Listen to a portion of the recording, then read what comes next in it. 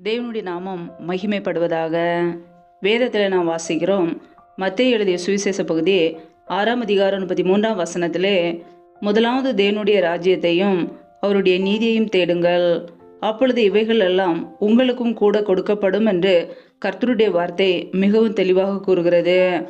பிரியமானவர்களே, கர்த்தருடைய பிள்ளைகளாகிய நாம் முதலாவது தேவனுடைய ராஜ்யத்தை நாம் தேடும்போது, பரலோக ராஜ்யத்தை தேடும்போது, பரலோக ராஜ்யத்தை குறித்து அறிந்து கொள்ளும் போது கர்த்தர் நம்முடைய எல்லா தேவைகளும் சந்திப்பார். ஹல்லேலூயா. எண்ணத்தை உண்போம், எண்ணத்தை குடிப்போம், எண்ணத்தை உடுப்போம் என்று கர்த்தருடைய பிள்ளைகள் ஒருபோதும் கவலைப்படக்கூடாது. தேவனுடைய ராஜ்யத்தை நாம் தேடும்போது, முதலாவது பரலோக ராஜ்யத்தை தேடும்போது, அதிகாலையிலே தேவனை தேடும்போது மற்ற எல்லா தேவைகளையும் தேவன் நமக்கு கொடுப்பார். ஹல்லேலூயா.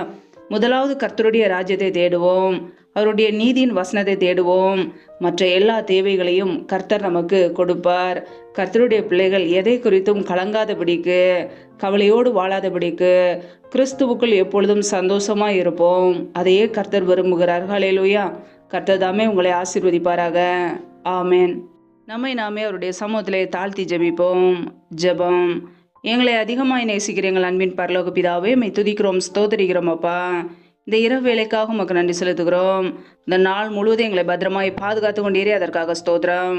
எங்களுடைய தேவைகளை சந்தித்தீரே, நன்றியப்பா. இணைந்து ஜெபிக்கிற ஒவ்வொரு குடும்பங்களையும் உடைய கரங்களிலே தாழ்த்துகிறோம்.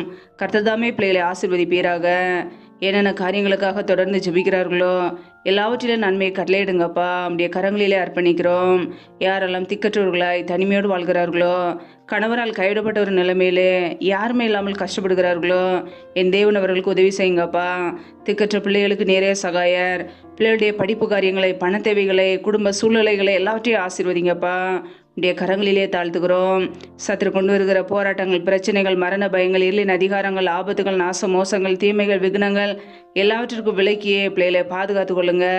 உம்முடைய கரங்களிலே அர்ப்பணிக்கிறோம். யாரெல்லாம் பலவீனத்தோடு சோர்வோடு கஷ்டப்படுகிறார்களோ, கர்த்தர் தாமே பிள்ளைகளை பலப்படுத்துவீராக, சுகமாக்குவீராக. உடைய கரங்களிலே அர்ப்பணிக்கிறோம். அதிகாலையில் எழுந்து தேவ சமூகத்திலே காத்திருக்க கிருபதாங்கப்பா.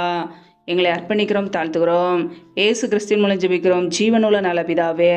ஆமேன். கர்த்தர் தாமே உங்களையும் உங்கள் குடும்பங்களையும் ஆசீர்வதிப்பாராக. ஆமேன்.